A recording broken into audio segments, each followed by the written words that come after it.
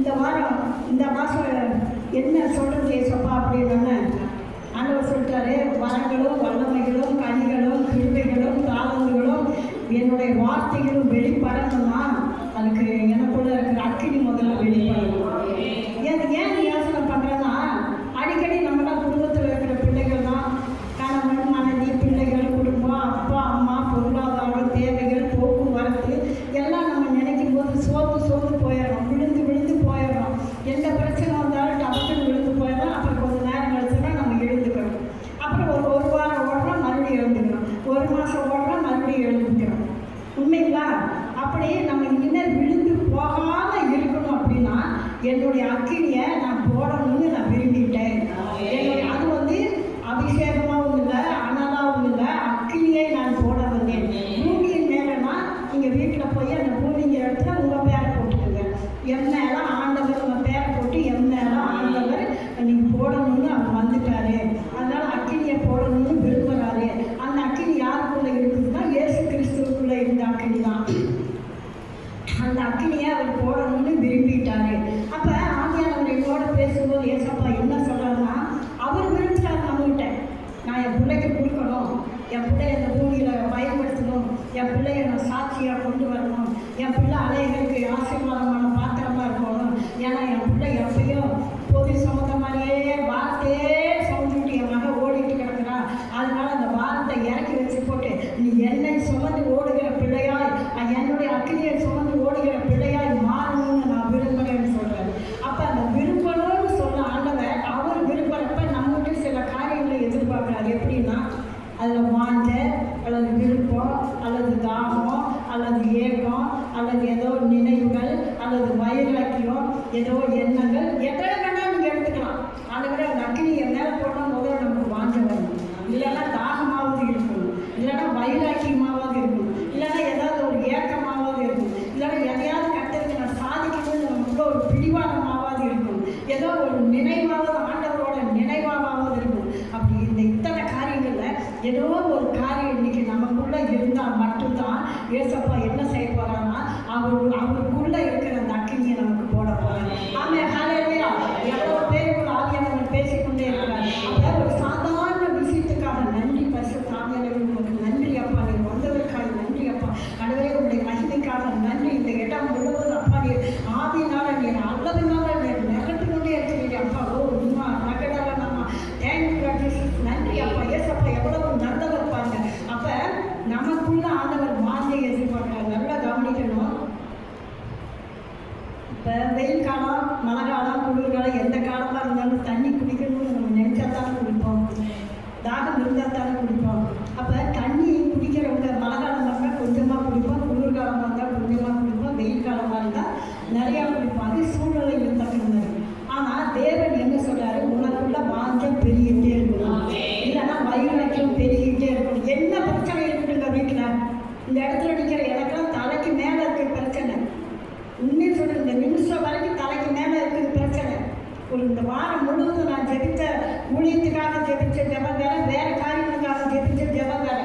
காலையில் பொருளிலேயே உன் ஜெபம் கேட்கப்பட்டது, உன் தான தர்மங்கள் என் சமூகத்தில் எட்டிடுச்சு, உன் கண்ணீர் என் சமூகத்துக்கு வந்துருச்சு, உன் விண்ணப்பத்தை நான் கேட்டுட்டேன்னு சொல்லி இந்த ஒரு வார்த்தை என்னை எழுப்பி பிடிச்சி பாருங்க. உட்காந்து ஒரு நிமிஷம் நான் அழுதுட்டேன் நான் ஆண்டவற்றை. ஆனால் வர்ற வரைக்கும் கேட்டுக்கிட்டே தான் இருந்தேன். எத்தனையோ ஜெபம் பண்ணினாங்க. எந்த ஜெபத்தை கேட்டீங்க, எந்த விண்ணப்பத்தை கேட்டீங்க, எது உங்கள் பரலோகத்தை எட்டிடுச்சு கேட்டேன். சீக்கிரம் அதுக்குன்னா நாங்கள் பதில் உடனே கூட சொல்லலைங்க.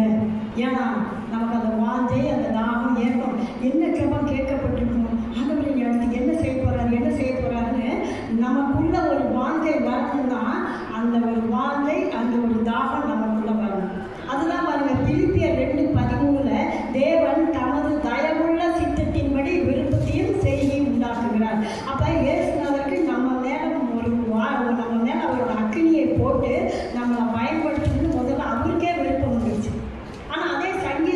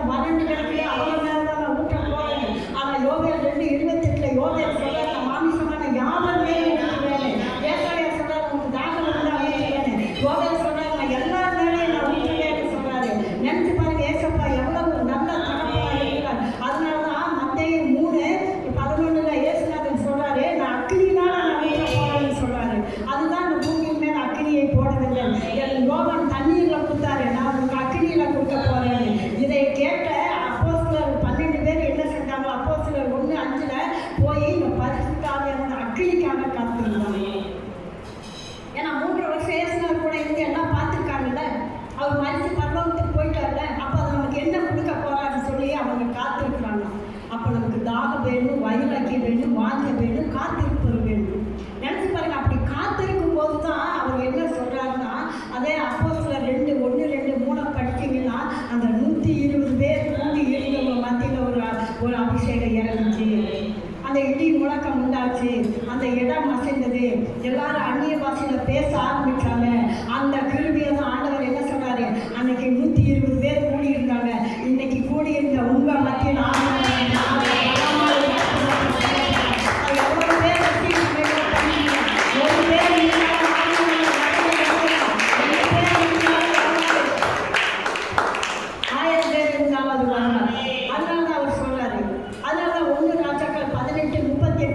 எலியாவுக்குள்ள ஒரு வாஞ்சை இருந்தது. நம்மளை கொண்டு அந்த அக்கினியை ஆண்டவர் எழுப்பி அது இருக்கிறது எல்லாத்தையும் சுட்டு எடுக்கணும்.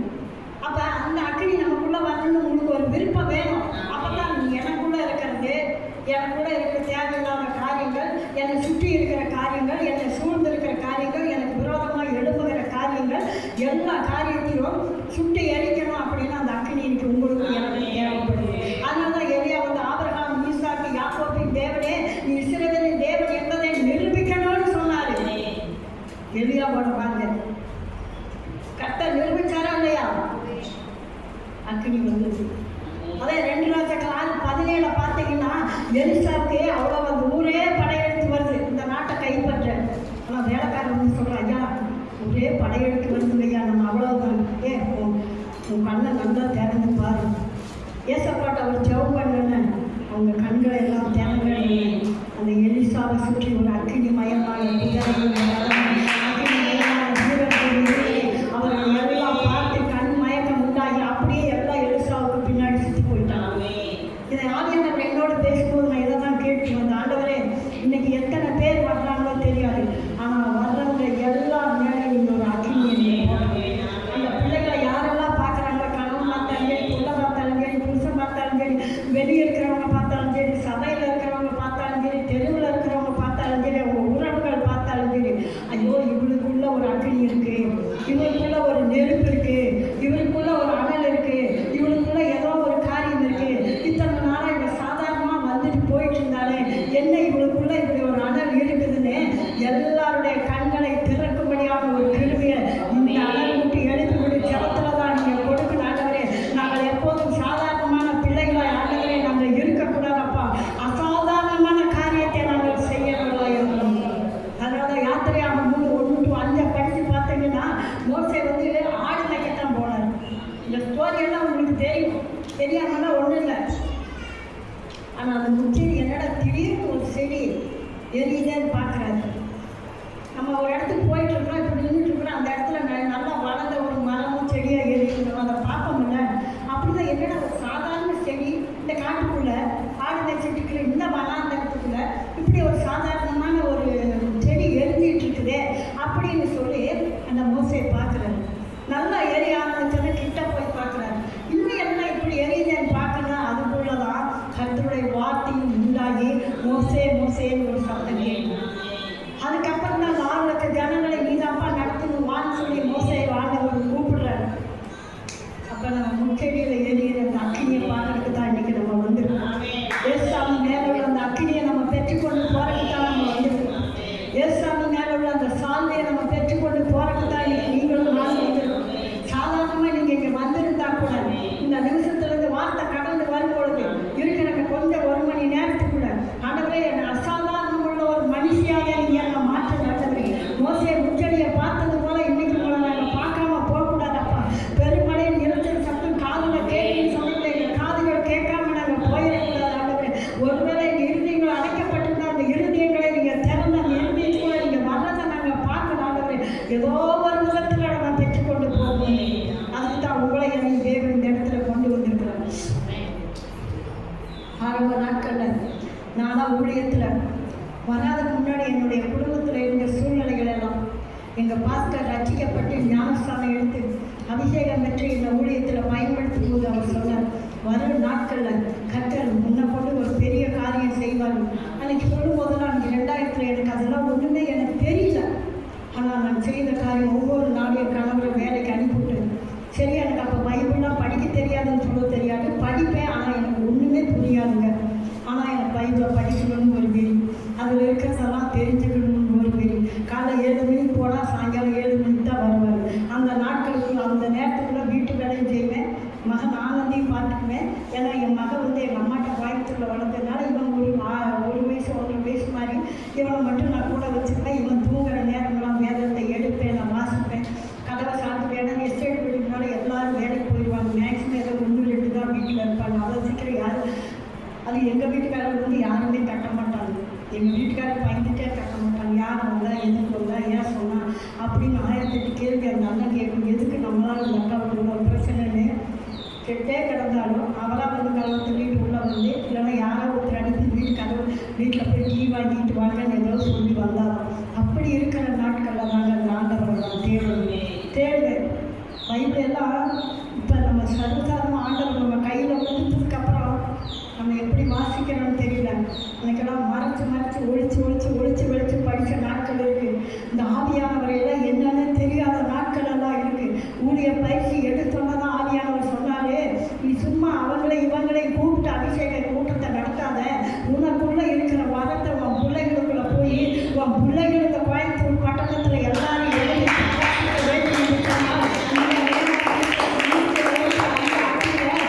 ஊழியமே என்னுடைய தேவை இருக்குது, என் பேருக்குள்ளதான ஏற்று அத்தனையும் இருக்குது, நீயும் பயன்படுவோம் பிள்ளைகளையும் பயன்படுத்தணும்.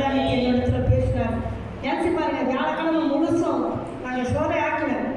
ஆனந்திட்ட காலையில் சாயங்காலம் வரைக்கும் பேசுகிறத புதன்கிழமை சொல்லிட்டு ஆனந்தி என்னன்னு தெரியல. சனிக்கிழமை கூட்டத்தை நினைக்கும் போது எனக்குலாம் கண்ணீர் வந்துக்கிட்டே இருக்கு. நாளைக்கு சோறை ஆக்க மாட்டேன், எதாவது ஒன்று வாங்கி வை. சாயங்காலம் 5 மணி வரைக்கும் என்னோட பேசிடாத. போன நான் சைலண்டில் போட்டிருப்பேன், சுவிட்ச் ஆஃப் பண்ணியிருப்பேன். அறையில் நான் மடித்த கண்ணீர் தாங்க இன்னைக்கு உங்களை என்னை எல்லாரும் நினச்சி பாருங்க. நீங்களும் எல்லாரும் ஜெபிச்சுட்டு தான் வந்திருப்பீங்க, யாரும் ஜெபிக்காம வரல. நீங்களும் ஒவ்வொரு நாள் சாட்சி கேட்டால் நீங்களும் சொல்லுவீங்க, எப்போ டிஜிசையா காலத்தில் நான் அபிஷேகத்தை நான் பெற்றுக்கொண்டனோ, எப்போ ஏசலைக்கிற ஊழியத்தில் ஆராதனை அபிஷேகத்தை நான் பெற்றுக்கொண்டனோ, அதை விட முந்தின முடிஞ்ச வியாழக்கிழமை 2 மடங்கு ஆதியானவர். அதுக்கப்புறம் பாருங்க, எங்கள் வீட்டில் நான் நம்ம பேசுகிறதே நிப்பாட்டிட்டேன். ஆண்டு ஒருவேளை யோசனை பண்ணினாலும் எனக்கு தெரியாது. அவனாக வந்து என்னையும் என்னமா கொஞ்சம் பேசு, கொஞ்சம் சிரி, ஏதாவது ஒன்று சொல்லுவான். ரொம்ப கவனமாயிட்டங்க. ஏன்னா கட்டலுக்குள்ள நம்ம போக ஆரம்பிச்சிட்டோம்னா இதெல்லாம் விளையாட்டு காரியம் இல்லைங்க. எனக்கே ஒரு பயமாக இருந்து யாரும் இல்லை. கஷ்டம் நானே அதை போதும் ஏசப்பா நான் கொஞ்சம் நேரம் உட்கார்றேன் அப்படின்னு எங்கள் கட்டலில் நான் உட்கார்ந்தேன். அப்படி ஆதியான அவர் நிரப்பி நிறைய சில வார்த்தைகளை கொடுத்து சில காரியங்களை சொல்லி அவர் தட்டி எழுப்புறாருங்க நம்மளை. அதனால தான் அந்த அனல் மூட்டி எழுப்பி விடுங்கிற ஜபத்தில் உன் மேலே இருக்கிற அக்கினி, இயேசுநாதன் மேலே இருக்கிற அக்கினி இன்னைக்கு உங்கள் மேலே என் மேலே தேவன். அப்படிதான் அந்த ஆர்எஸ்புரம் வந்ததுக்கப்புறம் போராட்டம்னாலும் போராட்டம், பயங்கரமான போராட்டம். ஒரு நாள் விடிய காலைல 3 மணிக்கு எந்திரிச்சு உட்காந்து, அப்போதான் விடிய காலைல சர்வசாதாரணமாக எந்திரிப்பு, இப்போ தான் முடியறதில்லை. உட்காந்து நான் ஜெபம் பண்ணிட்டு இருக்கிறேன். அந்த ரூமில் கணவர் தூங்குறார், இந்த ரூமில் பிள்ளைகள் 2 தூங்குது. நான் ஒரு சேரில் உட்காந்து ஜெபம் பண்ணிட்டு இருக்கிறேன். பக்கத்தில் ஒரு சேர் இருந்தது, யாரும் வந்து பக்கத்தில் உட்காந்த மாதிரி இருந்தது. ஆனால் அதெல்லாம் வேஷ்டி கட்டியிருந்தாங்க. நான் நினச்சேன் என் கணவர் வேஷ்டி கட்ட மாட்டார், இந்த நேரத்தில் மனுஷன் எந்திரிக்கவும் மாட்டார். அவர் நைட் 10 மணிக்கு பட்டாலும் காலையில் 7 மணிக்கு எந்திரிக்கிற மனுஷன் அப்படின்ட்டு. ஆனாலும் இது யாராக இருக்கும் அப்படின்னு பார்த்தா நேராக அந்த சேரில் உட்காந்துருக்கிற நபரோட தோட்டம் ரொம்ப வெள்ளையாகிட்டே இருக்குதுங்க. வண்ணா வெளுத்தா கூட வெளுக்க முடியாத ஒரு வெள்ளையாகிடுச்சு. ஆனால் அந்த கழுத்துக்கு கீழே தான் தெரிஞ்சது. ஏன்னா சேரில் இப்படி தான் உட்காந்துருக்கோம். அப்போ நான் சொன்னேசப்பா, உங்களை பார்க்கணும், உங்களை தொடரணும், உங்களை நேசிக்கணும் அப்படின்னு எனக்கு ரொம்ப நாளாக ஒரு ஆசை இருந்ததில்லை. அதனால ஒருவேளை நீங்கள் வந்திருப்பீங்களோ, என் கணவனோ என் பிள்ளையோ உறவோ யாருமே இருக்கக்கூடாது. நீங்களாக இருந்தால் மட்டும் நான் என் கையை எடுத்து உங்களை நான் தொடுவேன். நீ காலையோடு நினச்சி என்னை அறியாமல் கண்ணில் தண்ணி வந்துட்டு உங்களை தொடுவேன், வேறு யாராக இருந்தால் நான் தொட மாட்டேன் அப்படின்னு சொன்னேன். உன்னுடன் பேசுகிற இயேசு நானே, தைரியமாக என்னை தொடுவேன். கடைசியில் பார்த்தா என் தொடையில் தொட்டாங்க, என் பஞ்சு மிட்டாய்க்குள்ள கையை வச்சு அமுத்தினா எப்படி இருக்கும் அந்த மாதிரி போய் இப்படி எடுத்த பாருங்க. யோவான் 4:26 படி அப்படின்ட்டு போயிட்டாரு. அந்த ஒரு வசனத்தை மட்டும் படிங்க. யோவான் 4:26. ஏன் இந்த சாட்சியை நான் உங்களுக்கு சொல்லணும், நீங்களாம் அந்த அபிஷேகம் வந்தா அதெல்லாம் உன்னோட பேசுகிற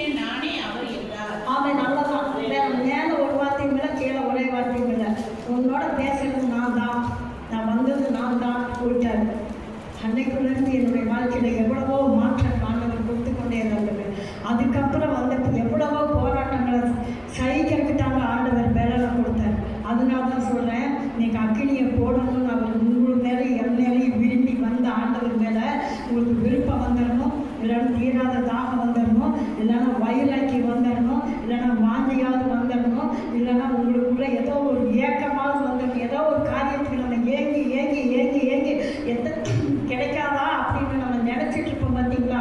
அந்த மாதிரி ஏதோ ஒரு காரியம், வைராக்கியமோ வாஞ்சையோ அல்லது ஒரு தாகமோ அல்லது ஒரு ஏக்கமோ அல்லது ஒரு நினைவோ, ஏதாவது ஒரு காரியத்தை இன்னைக்கு உங்கள் மேலே ஆண்டவர் வச்சு அனுப்பதான் போகிறாரு.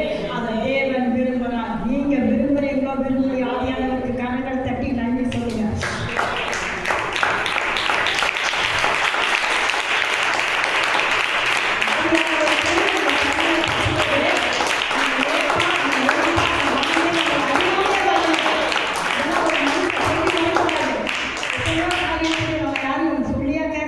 ஒரு இடத்துல போய் ஒன்று வாங்கணும்னு நினைக்கிறேன், ஒன்று பேசணும்னு நினைக்கிறேன், ஒன்று கேட்கணும்னு நினைக்கணும், எதையாவது ஒன்று நம்ம திங்க் பண்ணி இதை ஆலோசனை பண்ணணும்னு நினைக்கணும். ஒருத்தர் சொல்லியா நம்ம கேட்கணும். இல்லை, இதெல்லாம் இயற்கையாக நம்ம ரத்தத்தில் ஊறுன மாதிரி அப்படியே வரணும். நினச்சி பாருங்க. ஒன்றும் எங்கள் ஆண்களை குறித்து நீங்கள் எல்லாரும் ஜெபம் பண்ணியிருக்கிறீங்க. ஒரு 2-3 பேருக்கு தான் அவனுக்கு தெரியாது. ஆனால் ஏசுவிக்க ஊழியத்தில் இருக்கும்போது எல்லாரும் ஆண்களுக்காக ஜெபம் பண்ணியிருக்கிறீங்க. உங்கள் எல்லாருடைய ஜெபத்தான கேட்டு ஆண்டவர் இன்னைக்கு இந்த இடத்துல நினைச்சு பாருங்க. எனக்கே ஆச்சரியமா இருந்தது. அப்போ சிலர் அதிகாரத்தை வரிவரியாக படிச்சேன். இந்த 11 இறுதி நாள் எங்கடா இருந்துச்சு, நம்ம கண்ணை மனசிடுச்சேன்னு நான் யோசனை பண்ணி நான் பார்த்தேன். அப்போ நான் நினைச்சேன், அவனையும் நம்ம சாதாரணமாக நினைக்கிறாரு. நேற்று கூட சத்தம் போட்டுக்கிட்டே எந்த நேரம் என்னடா எதையாவது ஜோக் அடிச்சுட்டு எதையாவது நான் பண்ணிட்டு இருக்கிறேன். எங்கிட்ட தான் அவன் ஜோக் அடிப்பான். அம்மா அவன் புத்து வலிக்கிற மாதிரி காமிச்சு அப்படி ஒரு வழியும் கொடுத்துட்டு ஆனது இல்லை. இல்லைன்னா இந்த கால் வலிக்கிற மாதிரி இருக்கும்போது எனக்கு வலிதான் அப்படி என்னை இப்படி நம்ம ரொம்ப சிரிமாம்மா. நான் சிரிக்கிறதுக்கு எனக்கு தெரியாமல் சிரிப்பேன்.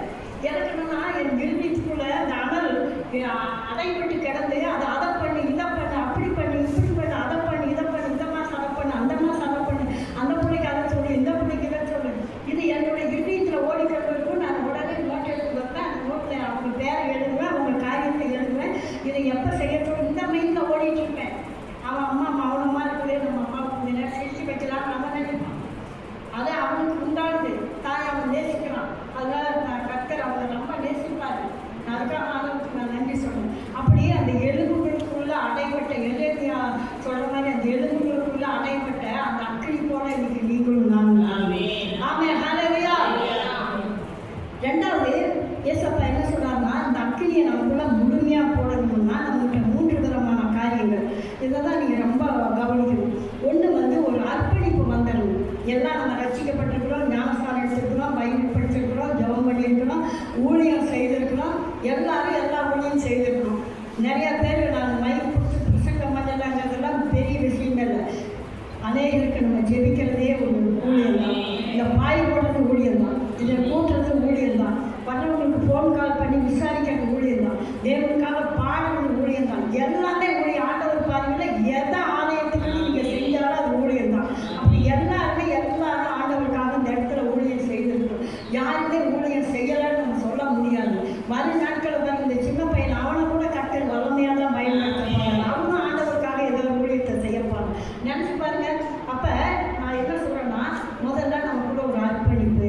அந்த அர்ப்பணிப்பு என்னன்னா, ஒரு வேளை இத்தனை நாளாக நம்ம 50% ஆனவரே என் பிள்ளை படித்து முடிக்கட்டும், என் கணவனுக்கு நல்ல வேலை கிடைக்கட்டும், நான் அந்த காரியத்தை முடிக்கட்டும், இந்த காரியத்தை முடிக்கட்டும், என் கடன் பிரச்சனை தீரட்டும், என் சூழ்நிலைகள் மாறட்டும், நான் உங்களுக்காக ஏதாவது செய்யறேன்னு நீங்கள் நினச்சிருந்தீங்கன்னா, இன்னைக்கு ஆவியானவர் உங்களோட சொல்றாரு, 50% நினச்சிருந்தீங்கன்னா அந்த 100 கொடுத்துருவேன்.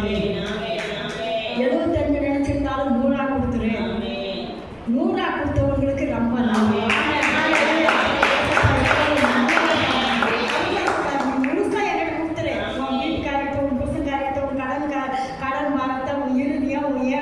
எல்லாமே எனக்கு தெரியும். இதெல்லாம் என்ன நெருக்குது, அதெல்லாம் நீ விட்டுட்டு நீ வெளியே வா, என் வேலையை நீ செய்ய, உன் வேலையை நான் செய்யறேன்.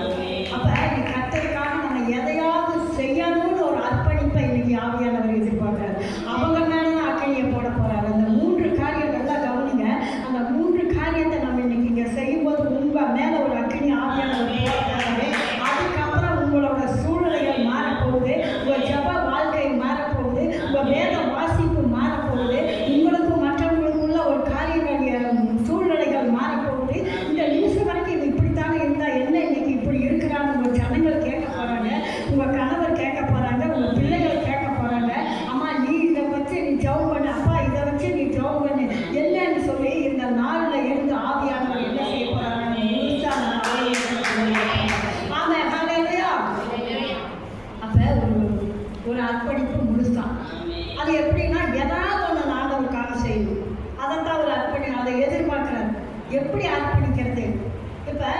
மத்தேயு 3:16-17 இயேசுசாமி வந்து தண்ணீரில் இறங்கி ஞானஸ்தானம் எடுத்து மேலே வந்து இவரை நேசகுமாரன் இவர் மேல் பிரியமா இருக்குன்னு பிதா அனுப்பிவிட்டாரு. அதுக்கப்புறம் எதுக்கு அனுப்புனாரு? நமக்காக. இந்த பூமியில் வந்து அவர் ஊழியம் செஞ்சு மனுஷனாக இருந்து எப்படி ஊழியம் செஞ்சாரோ அந்த ஊழியம் செஞ்சு இந்த 3.5 வருஷம் முடியும் போது நம்மளுடைய பாவங்கள் அநியாயம் அக்கிரமம் நம்ம என்னெல்லாம் பண்ணணும் எல்லாத்துக்காகவும் ஒரு மகனை அனுப்புறேன்னு சொல்லி பிதாவானவர் அனுப்பினார். அவர் செய்து முடிச்சாரா இல்லையா? முடிச்சார். அப்போ அந்த நோக்கத்துக்கு பிதா அவர் அனுப்பினாரு. ஏசாமி அர்ப்பணிச்சாரா இல்லையா? அர்ப்பணித்து செஞ்சாரா இல்லையா? அப்போ அவருக்கு என் பிதா என்ன நோக்கத்தோடு அனுப்புனாரோ அதை நான் செய்து முடித்தேன்னு ஏசப்பா சொன்னார். அப்போ இன்னைக்கு ஏசாமி என்ன நோக்கத்தோடு இங்கே கொண்டு வந்திருக்கிறாரோ அதை கர்த்தருக்காக நீங்கள் செய்யணும். எவ்வளோ பேர் நம்புறீங்க நான் கர்த்தருக்காக எதையாவது ஒன்று செய்வேன். நீங்கள் எதை செய்தாலும் சரி அது ஜப வேலையில் உங்களுக்கே தெரியல நம்ம செய்யணும். அப்போ அந்த 3.5 வருஷம் ஏசுனார் கூட இருந்த சீடர்களை பேதுரு என்ன பண்ண பார்த்தீங்கன்னா அவர் கூடயே இருந்து எல்லாம் கற்றுக்கொண்டு பேதுரு என்ன பண்ணிட்டாங்கன்னா அப்போஸ்தலர் 3ஆம் அதிகாரம் 6ஆவது வசனத்தில் அந்த ஆலயத்துக்கு போகிறாரு. ஆலயத்துக்கு போனோன்னே அப்போ ஏசாமி செய்த அற்புத அடையாளம் அந்த அபிஷேகம் பேதுருக்குள்ளே இருந்ததுனால தான் டக்குன்னு போய் நீ இயேசுவின் நாமத்தில் எழுந்து நடன்னு அவன் எழுதுறேன். அப்போ அதுக்கு கண்டிப்பாக அவர் அர்ப்பணிச்சிருப்பாரு, ஜெபிச்சிருப்பாரு, ப்ராக்டிஸ் பண்ணியிருப்பாரு, எல்லாமே செஞ்சிருப்பாரு. அதனால தான் உடனே அப்படி ஒரு அபிஷேகத்தை பேதுருவால செய்யணும். அதே பேதுரு அப்போஸ்தலர் 4:8 பார்த்தீங்கன்னா பரிசுத்தாவியில் நிறைஞ்சு அந்த அப்போஸ்தலர் அதிகாரம் முழுசு படிச்சீங்கன்னா பரிசுத்தாவியில் நிறைஞ்சு தான் எல்லா ஊழியர்களும் ஊழியம் செய்வார் என்று சொல்லுவாங்க. அப்போஸ்தலர் 4:31 பார்த்தீங்கன்னா பரிசுத்தாவியில் நிரம்பி அவங்க ஜெபம் பண்ணும்போது அந்த இடமே அசைந்தது.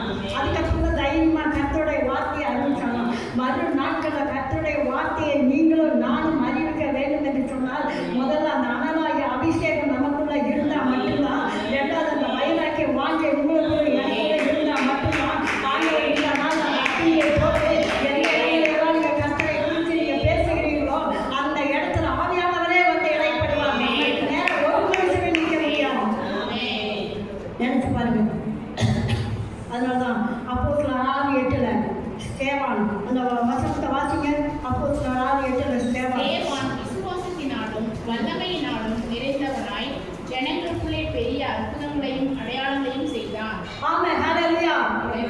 ஸ்தேவான் அந்த இடத்துல விசுவாசிகளுக்குள்ள அந்த ஜனங்களுக்குள்ள ஒரு விசுவாசத்தினால அற்புதங்களை அடையாளங்களையும் பரிசுத்தாவியை பெற்றுக்கொண்டு செய்தார். அதனால தான் அப்போஸ்தலர் 11:24 அதே மாதிரி விசுவாசத்தினால் அற்புதங்களினால அடையாளத்தினால செய்தது காரணம் என்ன? அந்த பரிசுத்தாவியானோட அபிஷேகம். அதனால தான் சேவானுக்குள்ள அந்த அபிஷேகம் இருந்ததுனால தான் ஆதியாகமம் 6:10 சேவானுக்கு முன்பதாக சேவானுக்கு கொடுத்த ஞானமும் அந்த ஆவியும் கூட இருந்தவங்க யாராலும் எதுக்க வந்த யாராலும் எதிர்த்து நிற்க முடியவில்லைன்னு போட்டிருக்கு. அப்போ அந்த ஆவியானவர் நம்ம கூட இருந்தார்னா நமக்கு எதுக்க யாருமே நிற்க முடியாது. அப்படின்னா யாரும் நிற்க முடியாதுங்கிற தவறான அபிப்பிராயம் அல்ல. நமக்கு விரோதமாக யார் எழுதணும், நமக்கு விரோதமாக யார் பேசணும், நமக்கு விரோதமாக என்ன காரியங்கள் செய்தால் ஆவியானவர் நம்மளோட இருக்கிறாருன்னு சொல்லி அவங்க கண்டுபிடிச்சிக்குவாங்க. நம்மளை பார்த்தாலே கண்டுபிடிச்சிக்குவாங்க. அதனால தான் அப்போஸ்தலர் 6:15 அந்த சேவானுடைய முகம் தேவதூதன் முகம் போல இருந்தது. சேவான் போய் அந்த இடத்துல உட்கார்ந்து கர்த்தருடைய வார்த்தையை பேசி அங்கே போய் உட்கார்ந்தன. அந்த சபையில் இருக்கவங்க எல்லாம் சேவானை பார்த்தாங்க. சேவானை பார்த்து ஐயோ என்ன இத்தனை பேர் இருந்தாங்க, இந்த மனுஷனோட முகம் மட்டும் இப்படி இருக்குது. அப்படி என்னைக்கு நம்ம மாறணும்? நம்ம எத்தனை சோப்பு போட்டு குளிக்கலாங்க, எவ்வளோ புதுசானாலும் இருக்கிறாங்க, எவ்வளோ பேசினாலும் பண்ணலாம். அது வந்து அழகே கிடையாது. இந்த உள்ளத்துக்குள்ள ஆவியானவர் வந்து இது பிளானா தாவீது அடிக்கடி சொல்லுவாங்க. சங்கீதம் 17:3 என் இருதயத்தில் நீங்கள் ராத்திரி நான் தூங்கும்போது ஏசாமி வந்து நம்ம ஒவ்வொருத்தர் இருதயத்தையும் பார்ப்பாராம். இதை கேட்டதுக்கு நான் எதையுமே நினைக்கிறது இல்லைங்க. நினைக்காம தான் நான் ஆண்டவருக்கு நன்றி சொல்லி படுத்து தூங்குறேன். நம்ம தூங்கி காலையில் எழுந்திரிக்க கூட கர்த்தர் ஏசாமி வந்து நம்ம ஒவ்வொருத்தர் இருதயத்தையும் பார்ப்பாரு. என் மகன் என்ன நினைச்சிட்டு தூங்கியிருக்கிறா, இது இருதயத்துக்குள்ள என்ன இருக்குது, சண்டை பிடிச்சிட்டு தூங்கியிருக்காளா, கோவப்பட்டு தூங்கியிருக்கிறாளா, யாரையாவது ஏதாவது பேசிட்டு தூங்கிட்டாளான்னு சொல்லி பார்க்கும்போது தாவீதோட இருதயத்தில் ஒன்றே இல்லாமல் இருந்துச்சு. அதை பார்த்து தேவன் ரொம்ப சந்தோஷப்பட்டாங்க. அப்போ அந்த மாதிரி இருதயத்தை ஆண்டவர் பார்க்குறாரு. அகத்தின் அழகு தான் முகத்தில் தெரியும். கருப்பாக இருந்தாலும் அழகாக இருக்கிறாங்க, லட்சணமாக இருக்கிறாங்கன்னு சொல்லுவாங்க. பார்த்துருக்கிறீங்களா? கருப்பு தான் கண்ணாடின்னு சொல்லுவாங்க. அந்த மாதிரி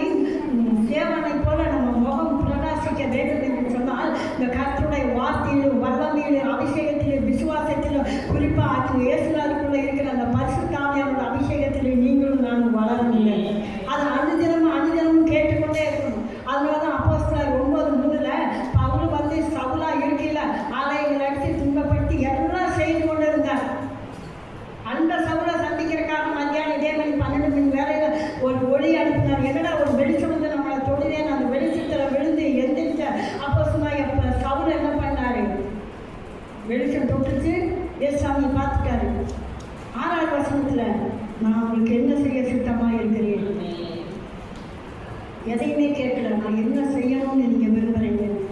அப்போ இன்னைக்கு வந்திருக்கிற பிள்ளைகள் நீங்கள் ஆண்டவரே, இதெல்லாம் நான் இந்த ஊழியத்தை செஞ்சேன், அந்த ஊழியத்தை செஞ்சேன், அப்படி செஞ்சேன், இப்படி செஞ்சேன், எல்லாம் செஞ்சேன். ஆனால் அதில் நான் இன்னும் இப்படி வல்லமையாக செய்யணும். நம்ம ஒன்றும் செய்யாமல் நம்மளால் முடிஞ்ச அளவுக்கு செஞ்சிருக்கோம். ஆனால் இன்னும் எப்படி செய்யணும், இன்னும் எப்படி செய்யணும்? தேவானை போல் நான் செய்யணுமா, பேசுவோம் போல் செய்யணுமா, இல்லை உங்களுக்குள்ள நீங்கள் எங்களுக்கு வல்லங்களை போல வல்லமைகளை போல நம்ம செய்யணுமா, இல்லை அப்போ சொன்ன பவுலை போல நம்ம செய்யணுமா அப்படின்னு நீங்களும் நானும் இன்னையிலேருந்து கேட்கும்போது தான் யோவான் 5:35 சொல்லப்பட்டிருக்கு. யோவான் எரிந்து பிரகாசிக்கிற விளக்காய் இருந்தால், அப்போ எரிந்து பிரகாசிக்கிற விளக்காய் இருந்தால் அந்த காலங்கள் எல்லாம் பாருங்கள், ஒரு சின்ன விளக்கு போட்டு எண்ணெய் போட்டு திரி போட்டு தான் வீட்டுக்கு வச்சுருப்பாங்க. அந்த சின்ன விளக்கு அந்த ராத்திரி பகல் விடிகிற வரைக்கும் அந்த வீட்டுக்குள்ள அனுப்பி ஒரு வெளிச்சம். ஆனால் நாட்கள் ஆக ஆக ஆக ஆக ஆண்டவர் வந்து குண்டு பல்பு கொண்டு வந்தார், டியூப் லைட் கொண்டு வந்தார், பயங்கர வெளிச்சத்தை கொண்டு வந்தார். நினச்சி பாருங்க, இந்த ஆலயத்துக்குள்ள நான் வந்து உட்காந்து நான் நினச்சேன், இந்த ஆலயத்துக்குள்ள லைட்டே தேவையில்லை, அவ்வளோ வெளிச்சத்தை அப்போ ஏசப்பா எவ்வளவு நல்லவர், உங்களை என்னை எவ்வளவா தேவன் நேசிக்கிறார். அப்போ நீங்களும் நானும் எழுந்து எரிந்து பிரகாசிக்கிற பிள்ளைகளாய் நாம் இருக்க வேண்டும் என்று சொன்னால் யோவானை போல, பேதுருவை போல, அப்போஸ்தலனாகிய பவுலை போல, சேவானை போல நீங்களும் நானும் எழுந்திருக்க வேண்டும் என்று சொன்னால் நமக்குள்ள ஒரு அர்ப்பணிப்பு இருக்கும். நான் என்னுடைய சாட்சி தான் உங்களுக்கு நான் சொல்லுவேன். அடிக்கடி எனக்கு சரீரத்தில் ரொம்ப பலவீனம் வரும். வாழ்க்கையில் பிறந்ததுலேருந்து எனக்கு வியாதினா நானாக தான் இருக்கும். எங்கள் அப்பா எங்கள் அம்மாவுக்கு ரொம்ப சளிச்சு போயிடும். எங்கள் அப்பா சொல்லுவார், எந்த நேரம் வியாதி இவ்வளோ நம்ம கொண்டுட்டா தான் என்ன. எங்கள் அம்மா ஸ்கூலில் டீச்சராக இருக்கிறதுனால சும்மா ஏமாற்றிட்ட லீவ் கேட்டு ஆஸ்பத்திரி தூக்கிட்டு போவாங்க. வீட்டில் நான் தொட்டில் படுத்துருப்பேன். ஸ்கூலில் இருந்து 2 பிள்ளைகளை அனுப்புவாங்க. இந்த மளிகை கடை மாதிரி தான் இருக்குமாம்மா எங்கள் வீடு, இது ஸ்கூலு. அதனால எங்கள் அம்மா என்ன பண்ணுவாங்க, இந்த பக்கம் இருக்கிற ஜன்னலை திறந்து பார்ப்பாங்க. அந்த கதவை முன்னாடி 3 கதவை திறந்து வச்சு அந்த தொட்டில் என்னை போட்டுட்டு எங்கள் அம்மா வந்து எங்கள் வீ இருக்கிற எங்கள் அக்கா தங்கச்சியில் என்னை விட பெரியவங்க எல்லாம் 2ஆம் கிளாஸ் 3ஆம் கிளாஸ் 4ஆம் கிளாஸ் படிப்பாங்க. எல்லாருமே எங்கள் அம்மாக்கிட்ட படித்தவங்க தான். நாங்கள் எங்கள் பெரிய அக்கா வந்து என் தம்பி வரைக்கும் எங்கள் அம்மாட்ட படித்து அடி வாங்கி உத வாங்கி தான் நாங்கள் நின்றுட்டுருக்கோம். ஸ்கூலில் அம்மான்னு கேட்டால் இந்த விரல் இருப்பாங்க, விரல வீட்டு ஃபுல்லாக கீழே ஒடிஞ்சாலும் போயிடும். ஸ்கூலில் எங்கள் அம்மா வந்து அம்மாவை கூப்பிடக்கூடாது, எங்கள் அம்மாவை டீச்சர்னு தான் கூப்பிடுவோம். அம்மாவை டீச்சர்னு மனது வாங்கி வராது. அதுக்கெல்லாம் நாங்கள் எங்கள் அம்மாட்ட அடிப்பாங்க. எங்கள் அம்மா பாடம் நடத்த அந்த ஜன்னலை திறந்து வச்சுக்குவாங்க. அப்படி ஏதாவது நடுகள் சத்தம் கேட்டுச்சு அப்படின்னா யாரோ ஒரு பிள்ளைய பையனை அனுப்பிவிட்டு போய் அந்த தொட்டில் ஆட்டி விட்டு வாமா அப்படின்னு. கடைசியில் பார்த்தா அந்த தொட்டிலேருந்து தலை கீழே விழுந்து வாயில் செலவா மாதிரி வடித்து ஏதோ ஒரு விதத்தில் நான் அப்படியே கிடக்கலாம். ஹெட்மாஸ்டர் சொல்லிட்டு எங்கள் அம்மா ஆஸ்பத்திரிக்கு தூக்கிட்டு போவாங்க. ஆனால் எனக்கு சொன்னால் யாரும் நம்புறாங்க. அந்த நர்ஸு சொன்னாங்க, அவங்களால வளர்த்த முடியலன்னா இது 5ஆவது பிள்ளைங்க கெடுத்துனா கூட கிடைக்காதுங்க, எனக்கு கொடுத்துருங்க, நாங்கள் வளர்த்துக்கிறோன்னு அந்த நர்ஸுங்க கேட்டாங்க. எங்கள் அப்பா வந்து கொடுத்துருன்னு சொல்லிட்டார். எங்கள் அம்மா இல்லை பரவாயில்ல, அந்த பிள்ளையை நான் சேர்த்து வளர்த்திக்கிறேன். அதுக்கப்புறம் கல்யாணம் ஆன அப்புறம் நல்லா வளர அப்பப்போ அந்த வியாதி இன்ன வரைக்கும் பவுல் கொடுத்த மாதிரி ஆண்டவர் கொடுத்துட்டு தான் இருக்காரு. அதுக்காக நான் ரொம்ப நன்றி சொல்கிறேன். ஒரு காலத்தில் எடுக்க சொன்னேன், இப்போ நான் சொல்லவே மாட்டேன். அந்த முள் இருந்தால் தான் நான் கரெக்டாக நிற்பேன், கரெக்டாக கர்த்தரோட வார்த்தையை அறிவிப்பேன், தேவனுக்குள்ள கரெக்டாக நடப்பேன். இல்லைன்னு வச்சுங்க, அந்த முள் இல்லைன்னா என்னையும் சரி பண்ண முடியாது, உங்கள் மத்தியில் நானும் நின்றுக்க முடியாது. இந்நேரம் உலகத்தில் வேறு எங்கேயோ போய் வேறு மனுஷியாக போயிருப்பேன். நான் உலகம் பார்க்குற பிரகாரமாக நான் போயிருப்பேன். நான் நினச்சி பாருங்கள். அப்போ தான் நான் உடம்பு சரியில்லைன்னு ரசிக்கப்பட்டதுக்கு அப்புறம் தான் எனக்கு தெரியும் ஒவ்வொரு காரியத்துக்கும் அளவுட்டு நான் அர்ப்பணிக்க ஆரம்பிச்சேன். நின்றுட்டே இருப்பேங்க, ஓவர் ப்ளீடிங் ஆகிடும். காரணமே இருக்காது, ஓடு நாசத்துக்கு ஆளுகிட்ட சொன்னேன். டாக்டர் சொன்னாங்க, 1/2 மணி நேரம் தான் இருக்குது, கடைசி நேரத்தில் கொண்டு வந்துருக்கீங்க. நானும் 3 நாள் உனக்கு நின்று போயிடுமா, அதனால் இன்னைக்கு இடிக்கணும் நாளைக்கு இடிக்கணும் நானும் பேசாமல் இருந்துட்டேன். 3 மாதம் வரைக்கும் போனதுனால ஓவர் மயக்கமாகி கஷ்டமாகி டாக்டர்கிட்ட போனோன்னே 5 நிமிஷம் தான் இருக்குது, கடைசி நேரத்தில் கொண்டு வந்துருக்கிறீங்க. எங்கள் அம்மா அழுகிறாங்க, என் சகோதரன் அழுகலாம், அவன் எனக்கு தொழில் போட்டு ஓடலாம், அழுகலாம். எங்கள் அம்மா சத்தம் போட்டு கடைசி நேரத்தில் சொல்கிறீங்க, இவ்வளோ நாளாக இருந்து உங்களுக்கு இவ்வளோ அறிவு கூட இல்லையா அப்படின்னு. அப்போ நான் இறுதியத்தில் வச்சு ஆண்டவர் எனக்கு நீங்கள் ஜீவனை கொடுத்தீங்கன்னா உங்களுக்காக நான் வாழ்நாள் வரைக்கும் எனக்கு என்ன தெரியுமா அந்த ஊழியத்தை நான் உங்களுக்காக செய்யணும். இந்த பக்கம் பார்த்தா 4 வயசு, ஆனந்துக்கு 1 வயசு, 2 நிற்கிது. அந்த பிள்ளைங்க 2 நீங்கள் பார்த்துக்கோங்க. எங்கள் அம்மாவால் என் தம்பி பாருங்க கூட இல்லைங்க எனக்கு சொல்லுறது. என் குழந்தைங்க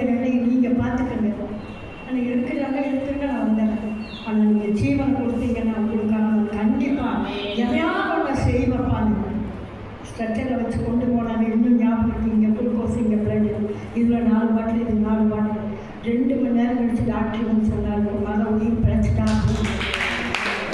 நினைச்சு பார்த்தேன். எனக்கு ஆண்டவரை நீ எடுத்திருந்தாருன்னா இன்னைக்கு முன்னாடி சாட்சியாக நின்றுக்க முடியாது. இன்னைக்கு என் மகனுக்கும் தாய் இல்லை அப்படிங்கிற ஒரு ஏக்காமக்குள்ளே வாழ்ந்துருக்கோம். ஒருவேளை அவங்கள கர்த்தர் என்னை எடுத்ததுக்கப்புறம் அவங்கள நல்லா சுகமாக ஜாலியாக நல்லா வேலையை கொடுத்து என்னதான் ஆசீர்வாதமாக வச்சுருந்தாலும் தாய் இல்லையே அப்படின்னு ஒரு வேக்காயும் என் பிள்ளைகளுக்குள்ளே இருந்திருக்குமே. இன்னைக்கு என் பிள்ளைக்கு நல்லா திருமணமாய் ஒரு குழந்தைய கொடுத்துருக்குறீங்களா, அந்த குழந்தைய பார்க்கறதுக்கு எனக்கு ஒரு பாக்கியம்லாம் போயிருக்குமே. இன்னைக்கு இவனை ஊழியத்தில் அன்னைக்கே நான் எழுந்தாலும் இல்லாட்டி இவன் தலையில் எழுதப்பட்டதுதான் இன்னைக்கு இந்த பையன் இங்கே நிற்கிறத என் கண்கள் பார்க்காம இருந்திருக்குமே. அதெல்லாம் நான் ஏன் சொல்கிறேன், நம்ம சகிக்க பழகிக்கணும், அர்ப்பணிக்க பழகிக்கணும், எதாவது ஒன்று செய்யறானவரையும் சொல்லணும். அதை நம்ம சொல்ல ஆரம்பிச்சோம்னா எவ்வளோ பெரிய பிரச்சனைகளாக இருந்தாலும் தேவன் இன்னைக்கு உங்களுக்கு கொடுக்குற அந்த அபிஷேகத்தில் உங்கள் குடும்பத்தையும் உங்களை கொள்ளை தலைகளாக தேவன் மாற்றாங்க. யாரெல்லாம் உங்களுக்கு எதிர்ப்பாங்க, நீங்கள் பேசும்போது யாரெல்லாம் கூட பேசுனாங்களோ, நீ சொன்னால் நான் கேட்க மாட்டேன்னு யாரெல்லாம் சொன்னாங்களோ, உங்கள் எல்லார் மத்தியில் அது யாராக வேணாலும் இருக்கட்டும். ஆனால் உங்களுக்குள்ளே இருக்கிற அந்த அபிஷேகம், அந்த அக்கினி இந்த வர நாட்களில் இந்த நாள்லேருந்து இது அவள் எப்படி வேறு மனுஷன் ஆவா இப்போ போகும்போது ஒரு மாதிரி போனேன், திரும்பி வரும்போது உன் இருதயம் மாற்றப்பட்டதுன்னு சொல்லும்போது காலையில் அங்கேருந்து புறப்பட்டு வரும்போது நீங்களும் நானும் எப்படி வந்தோன்னு தெரியாது. ஆனால் திரும்பி போகும்போது நம் இருதயத்தை நிறைய அறிகிற கண்ட நம்ம குடும்பங்களுக்கு ஒரு பெரிய சாட்சியாக எவ்வளோ பேர் அதை விசுவாசிக்கிறீங்க. நன்றி அப்பா, நன்றி அப்பா, நன்றி அப்பா, நன்றி அப்பா, நன்றி அப்பா. ஆவியான எல்லாருமே ஒரே ஒரு நிமிஷம் அப்படி எழுந்து நிற்போமா, ஒரே ஒரு நிமிஷம் ஏன்னா அடுத்த வார்த்தைக்கு நம்ம போவோம். ஒரே ஒரு நிமிஷம் சீக்கிரம் எழுந்து நிற்போமா.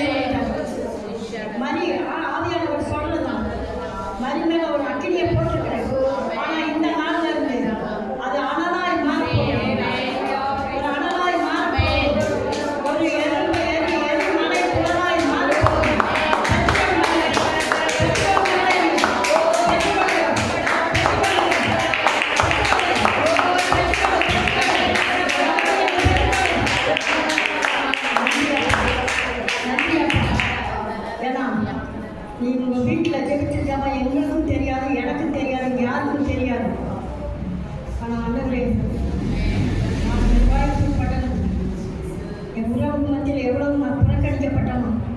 நானும் எழுதி பிரகாசிக்கணும்ப்பா. ஒரு அக்னியா நான் மாறணும் ஏசப்பா. நான் சாதாரணமாக இருக்கக்கூடாது ஏசப்பா. நான் ஒரு பெண்ணு தான், ஆனால் உன்னை கொண்டு தான் அசாதாரணமான காரியங்களை செய்யக்கூடாது. உன்னை கொண்டு அசாதாரணமான காரியங்களை செய்யக்கூடாது. உன்னை கொண்டு அசாதாரணமான காரியங்களை செய்யக்கூடாது. நீ நேசத்துல இருந்து நீ போய் உன் டைரியில நீ எழுது. உன் கணவனாகட்டும், உன் பிள்ளைகளாகட்டும், இது வரைக்கும் உன்னை கீழ்ப்படுத்திருக்கலாம். நீ அதிகமாக கீழ்ப்படிவாங்க. எல்லாரும் கீழ்ப்படிவாங்க. உன் மாமியார் கூட உன்னிடத்துல பக்கமா வருவாங்க.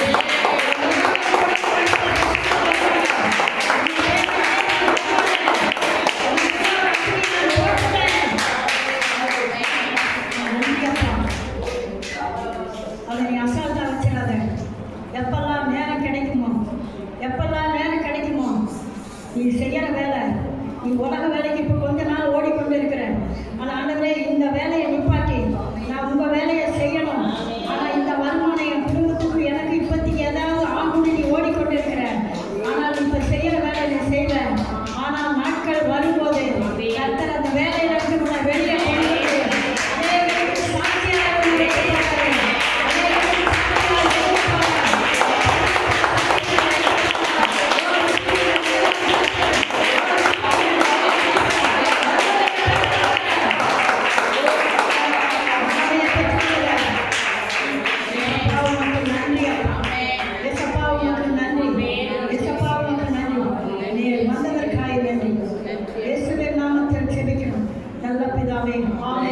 நன்றி அப்பா. அப்படியே உட்காருமா.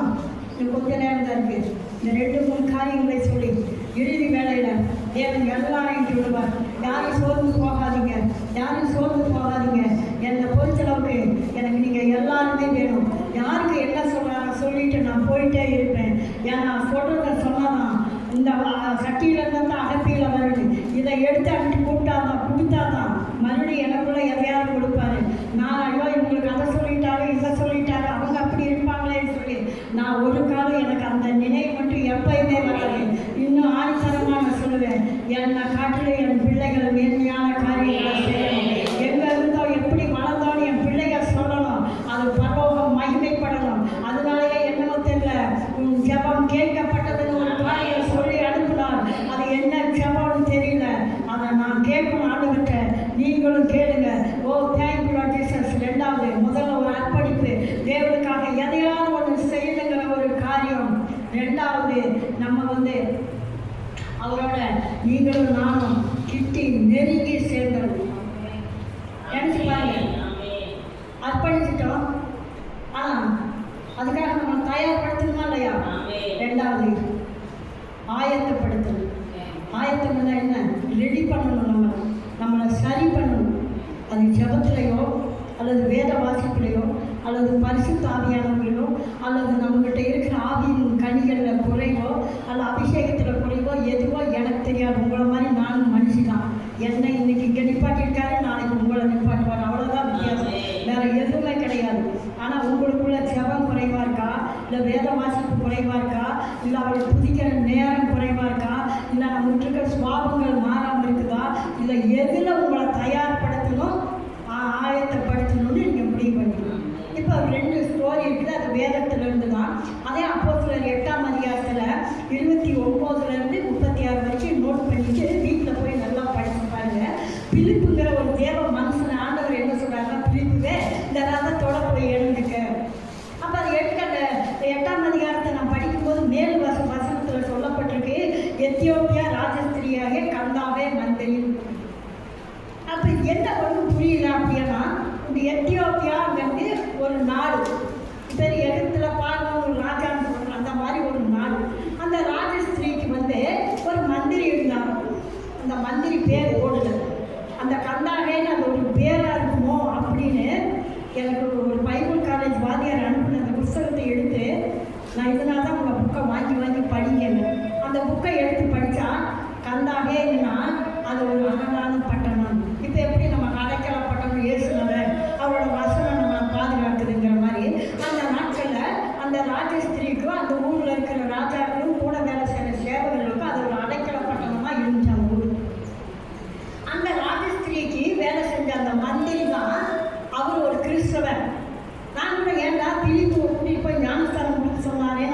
முழுசாக படித்தா அந்த பிலிப்பு ஏன்னா கூட போகணும்னு சொன்னாருன்னா, அந்த மந்திரி யாருன்னா ஒரு நிதி அமைச்சர். அப்போ நிதி அமைச்சரான எதில் இருந்திருப்பார்? அரசியலே இருந்திருப்பார். அவர் ஆண்டவரோட பிள்ளைகளாக இருந்ததுனால இப்போ பொருளாளர், அந்த செக்ரட்டரி, சேர்மேனு, வைஸ் சேர்மேன் அப்படின்னு நம்மளோட சபைகளில் நம்ம எடுத்து வைக்கல, உனக்கு இந்த பொறுப்பு அந்த பொறுப்பு. அப்படியே அந்த ராஜாவுக்கு அந்த மந்திரிக்கு என்ன கொடுத்துருக்குறாங்க? நிதி அமைச்சருங்கிற பொறுப்பு சர்ச்சில் கொடுத்துருக்குறாங்க. அவர் எங்கே போகிறாரு? பைபிள் எடுத்துட்டு எருசலேம் தேவாலயத்துக்கு போய் அங்கே கர்த்தரோட வார்த்தையை கேட்டுட்டு திரும்பி வர்றாரு. வர்ற வழியில் தான் ஆவியானவர் பிலிப்புகிட்ட சொல்கிறாரு, நீ இந்த பட்டணத்துக்கு போக வேண்டாம், நீ எருசலேமுக்கு நேராக நீ ஓடிப்போ, அங்கே ஒரு ரதம் வரும், அந்த ரதத்தில் ஏறிக்கோ. அப்போ அந்த ரதத்தில் ஏறி அவன் உட்கார்ந்தோடனே இந்த மந்திரி உட்காந்து பைபிள் படிச்சுட்டு இருக்காரு. ஏசாயா 53ஆம் அதிகாரத்தை படிக்கிறாரு. அப்போ அந்த பிலிப்பு ஆவியானவர் சொன்னபடியே, நீ என்ன படிக்கிறீங்க, எங்கே போயிட்டு வரீங்கன்னு நினச்சாரு. ஏன்னா பைபிள் படிக்கும் போதே கூட இருக்கிறவங்களுக்கு தெரிஞ்சிருக்கும். நான் இந்த அதிகாரத்தை படிக்கிறேங்க, ஆனால் அது என்னன்னு எனக்கு புரியலைங்க. அவர் வாங்கி பார்த்தா ஏசாயா 53ஆம் அதிகாரம். அதில் இயேசு கிறிஸ்துவோட கல்வாரி பாடுகள், அந்த சிலுவை காட்சிகள், அது எல்லாமே 1 to 12 இருக்கும்.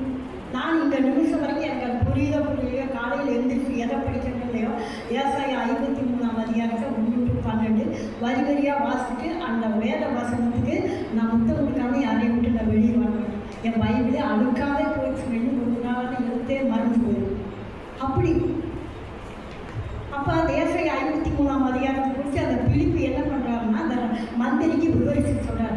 அதை கேட்க அவர் பாவம் உணர்வு அடைஞ்சு, இத்தனை வருஷம் அந்த பைபிளை படித்தோம், இத்தனை வருஷம் சர்ச்சுக்கு போனோம், இத்தனை நாளாக இதை செஞ்சோம், நம்ம ஞானஸ்தானம் எடுக்கல, ஆவியின் அபிஷேகத்தை பெறல, இந்த இயேசுநாதரை குறித்து நம்ம தெரியல அப்படின்னு அந்த மனுஷனுக்குள்ள குறைஞ்சது ஒரு மணி நேரமாவது பேசியிருக்கணும். இல்லைன்னா இயேசுசாமி பிறப்பு வளர்ப்பு, அவர் ஏன் ஞானஸ்தானம் எடுத்தார், ஏன் அந்த பூமியில் வந்தார், எதுக்கு அற்புத அடையாளம் செஞ்சாருன்னு சொல்லி தெரிஞ்சிருக்காது. அப்போ ஞானஸ்தானம் எடுங்கன்னு பிலிப்பு சொல்லவே இல்லை, அதில் போட்டிருக்கு. ஆனால் அது ரோட்டோடு வரும்போது ஆற்ற பார்த்தோன்னா அவருக்குள்ளேயே அந்த குற்ற உணர்வு வந்து, இத்தனை நாளாக நம்ம ஞானஸ்தானம் எடுக்காமல் இருக்கோம், இயேசு நம்ம கல்வாரி சிலுவையில் அடிக்கப்பட்டதை நம்ம உணராமல் இருந்திருக்கோம், நம்ம பாவத்துக்காக தான் மறித்து உயிரோடு எழுந்ததுக்காக நம்ம தெரியாமல் இருந்திருக்கிறோம் அப்படின்னு சொல்லி, எப்பா ஆறு வந்துட்டு தண்ணி கொடுத்துப்பா, நான் ஞானஸ்தானம் எடுத்துக்கலாமா, அதில் ஏதாவது தடை இருக்கா? ஒரு தடையும் இல்லை. கர்த்தராகிய இயேசு கிறிஸ்து நீ விசுவாசித்தீனா போதும், அவரை உள்ளத்தில் நீ ஏற்றுக்கொண்டீனா போதும்னு சொல்லி அந்த இடத்துல பிலிப்பு அவரை இறக்கி விட்டு ஞானஸ்தானம் கொடுத்துட்டு, பிலிப்பு இவர் அவர் ஊருக்கு வந்துட்டார், அவர் இடத்துக்கு வந்துட்டார் வேலை செய்ய. பிலிப்பு ஆண்டவர் வந்து வேறு தேசத்துக்கு கொண்டு போயிட்டார். இதை நான் ஏன் சொல்கிறேன்னா, நம்ம ஆண்டவர் பிள்ளைகள் ரட்சிக்கப்பட்டிருக்கிறோம், ஞானஸ்தானம் எடுத்துருக்கிறோம், வேதத்தை வாசித்திருக்கோம்.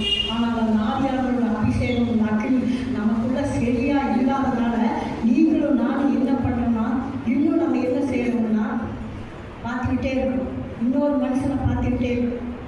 நான் என்ன சொல்லணும், வேதத்தை நம்ம எவ்வளோ தூரம் நெருங்க நெருங்க நெருங்க எல்லாவற்றையும் ஆண்டவர் கொண்டு வந்து நம்ம கிட்ட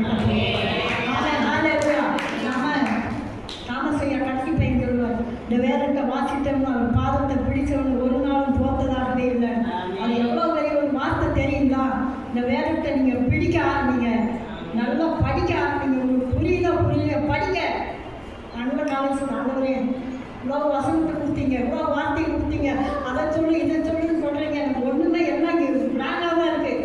இன்னைக்கு நீங்கள் தான் அங்கே நின்று பேசணும், உங்களுக்கு மனுஷன் தான் பிள்ளைங்க கூட வேலை செய்யணும், அதை நானும் நின்று கேட்கணும் சொல்லிட்டாங்க வந்தேன்.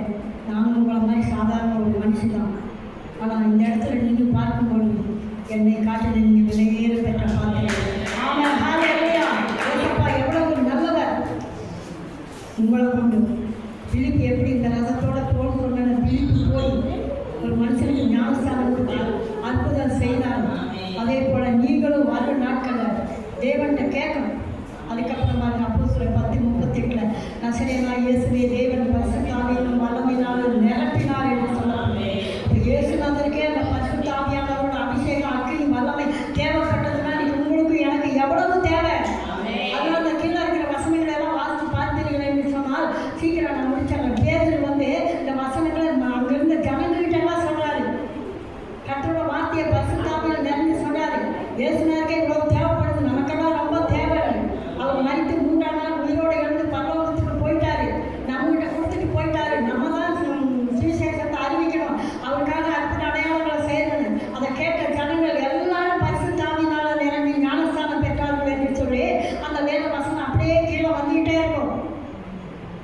ஆனால் ஒரு காரியம், புறஜாதி ஜனங்களுக்குள்ளும் பரிசுத்த ஆவியானவர் நினைச்சு பாருங்க.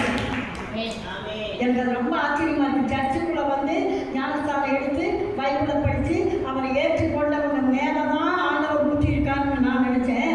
ஆனால் பவுல் மேல இருந்த அபிஷேகம் அந்த இடத்துல சத்தியத்தை கேட்ட புறஜாதி எல்லார் மேலையும் எல்லாம் அதிவாச பேசி ஆவியில நிரம்புனாங்க. அப்ப நம்ம எத்தனை இடங்களுக்கு போறோம்? நம்ம மேல இருக்கிற அபிஷேகம் யாருக்குள்ளேயாவது வேலை செய்தா? நம்மளை கொண்டு கர்த்தர் ஏதாவது காரியங்கள் செய்திருக்கிறாரா? நம்ம சிந்திச்சு பார்க்கணும். நம்மளால என்ன முடியுமோ அதை நம்ம செய்யலாம். மீதி தேவன் பார்த்துக்குவார். ஆனால் நம்ம செய்யாம மட்டும் இருக்கக்கூடாது. கடைசியா பாருங்க, அந்த அப்போஸ்தலர் 16ஆம் அதிகாரத்தை அந்த 25 36 வரைக்கும் 40 வரைக்கும் வீட்டில் போய் படிச்சு பாருங்க. பவுலும் சீலாவும் சிறைச்சாலையில் பண்ணி போட்டாங்க. ஊழியம் செய்தது நிமித்தம் தொழு மரத்தில் கட்டி வச்சுட்டாங்க. அப்போ அந்த தொழு மரத்தில் எப்படி கட்டி வச்சுருக்கிறாங்கன்னா, நான் நினச்சேன் அந்த மரத்தை நிப்பாட்டிருப்பாங்களே, அந்த மரத்தை சுற்றி இப்போ நம்மளை கை போட்டு கட்டுற மாதிரி அப்படி கட்டலையாம்.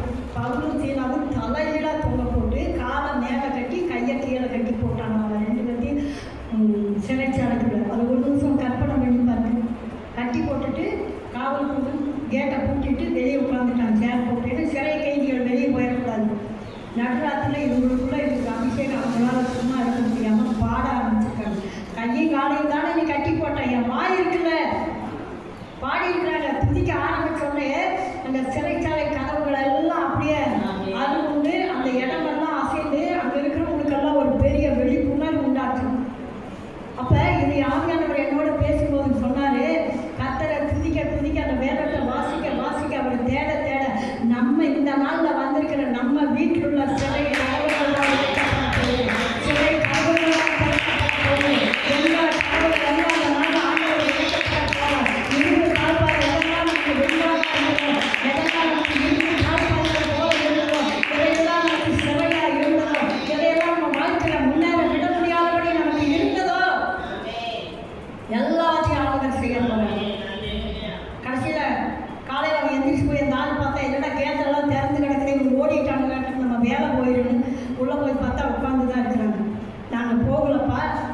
நீ உனக்கு ஒன்றும் செஞ்சிடாத, வேலை விட்டு போயிடாத, நீ செத்துக்கிட்டு போயிடாதன்னு உடனே பாருங்க. நீ ஞானஸ்தானம் எடு, அபிஷேகம் பெருன்னு பவுலும் சீலாவும் சொல்லவே கிடையாது. இதுதான் நம்ம உங்கள்கிட்ட சொல்ற காரியம். பேருக்கு போனப்பையும் சொல்லலை, எடுத்தாங்க. பிலிப்பு போனப்பையும் அவன் சொல்லலை, ஆண்டவர் வார்த்தையை அறிவிச்சான். மந்திரி எடுத்தாரு. பவுலும் சீலாவும் உள்ள போய் அந்த பாடனை அந்த அவருக்குள்ள இருந்த அபிஷேகம் எல்லா கதவுகளையும் சிறையை வெளியே கொண்டு வந்து அந்த சேவகர் எடுத்தாரு. ஆண்டவரே நாங்கள் என்ன செய்யணும்? இயேசு கிறிஸ்து விசுவாசி நீயும் வீட்டாரும் ரட்சிக்கப்படுகிறது. அவரும் ஞானஸ்தானம் எடுத்தார். நான் அது கீழே படித்து ஆச்சரியமாக இருக்குங்க. அவங்க சிறைக்குள்ளேயே தான் இருக்கிறாங்க, இவ்வளோ காரியம் நடக்குதுங்க. ஆனால் நைட்டு எல்லாரும் கைதிகள் நிறைய பேர் இருந்திருப்பாங்க, எல்லாம் தூங்கிட்டு இருந்திருக்கிறாங்க. அந்த காவல்காரன் என்ன பண்ணிக்கிறான், இவங்க 2 பேரை மட்டும் கூட்டிகிட்டு நான் மட்டும் எடுத்தால் பத்தாது, இந்த வார்த்தை எங்கள் வீட்டில் இருக்கிறவங்களுக்கு வேணும்னு ராத்திரியில் கூட்டிகிட்டு போய் அவங்க வீட்டில் இருக்கிறவங்களுக்கு சுவிசேஷத்துக்கு நினச்சி பார்த்து ஜெயிலில் நடக்கிற காரியமா? அந்த காவல் அதிகாரி எப்படி செஞ்சிருக்கிறான்? அந்த சேவகன், அந்த காவல்காரன் நம்ம மட்டும் பெற்றுக்கொண்டா பத்தாது, கூட்டிகிட்டு போய் அவங்களையும் எடுக்க வைக்கணும்னு சொல்லி வீடுகள் தோறும் போய் நைட்டில் கொடுத்த சாப்பாட்டையும் சாப்பிட்டு அவங்களுக்கும் கர்த்தரோட வார்த்தையை அறிவிச்சு ஞானஸ்தானம் கொடுத்து விடியல கூட சிறைக்குள்ள வந்துடுவாங்க. இப்படி எத்தனை நாள் செஞ்சாங்களோ தெரியல. அவன் ஒருத்தர் தொடப்பட்டவன், அவனுக்கு உண்டான வேலையை அவன் பார்க்கல. நைட்டில் நம்ம காவல் அதிகாரி வெளியே தானே உட்காந்துட்டு போகிறோம். எல்லாம் சிறை அதிகாரிகள் தூங்குவாங்க, சிறைச்சாலை கைதிகளெல்லாம் தூங்குவாங்க. இவங்க 2 பேர்த்தையும் வெளியே கூட்டி போட்டு இவங்க 2 பேர்த்தையும் கூட்டிகிட்டு போய் அவங்க வீட்டில் அப்படி ஒரு காரியத்தை நடந்திருக்குன்னா இது எந்த காலத்தில் நடந்த சரித்திரம் உண்டா? எனக்கு ஆச்சரியமாக இருந்த அப்போஸ்தலர் அதிகாரத்தில் 16 படித்தவங்க விடியறதுக்குள்ள நைட்டெல்லாம் போவாங்க, சுவிசேஷம் அறிவிப்பாங்க, ஞானஸ்தானம் கொடுப்பாங்க. காலையில் அந்த காவல் அதிகாரியோட வந்து உள்ளே தெரிஞ்சுக்குவாங்க. இவங்களுக்குள்ள இருந்த அபிஷேகம் இந்த ஜெயில் அதிகாரி என்ன பண்ணிட்டாருன்னா, எப்பா அவங்க உள்ளே வச்சிருக்க வேண்டாப்பா, அது உள்ளே வச்சிருக்க வேஸ்ட், அவங்களை அனுப்புங்க சொன்னே. இவங்க சொன்னார், எப்பா அவங்களை விடுதலை பண்ண சொல்கிறாங்க. நினச்சி பாருங்க, நமக்குள்ள ஒரு அபிஷேகம் இருக்குமான்னு சொன்னாங்க. நம்மளை சுற்றி இருக்கிற எல்லா கட்டும் இன்னைக்கு அறுக்கப்படும். நம்ம கூட இருக்கிறவங்க சொல்லுவாங்க, அவங்களுக்குள்ள அந்த அனல் இருக்குதுங்க, அவங்களுக்குள்ள அந்த அக்கினி இருக்குதுங்க சொல்லுவாங்க. நீங்கள் சொல்லுங்கள், நாங்கள் கேட்குறேன்னு எங்கள் வீடுகளுக்கு ஜெபம் பண்ணுங்கன்னு சொல்லுவாங்க.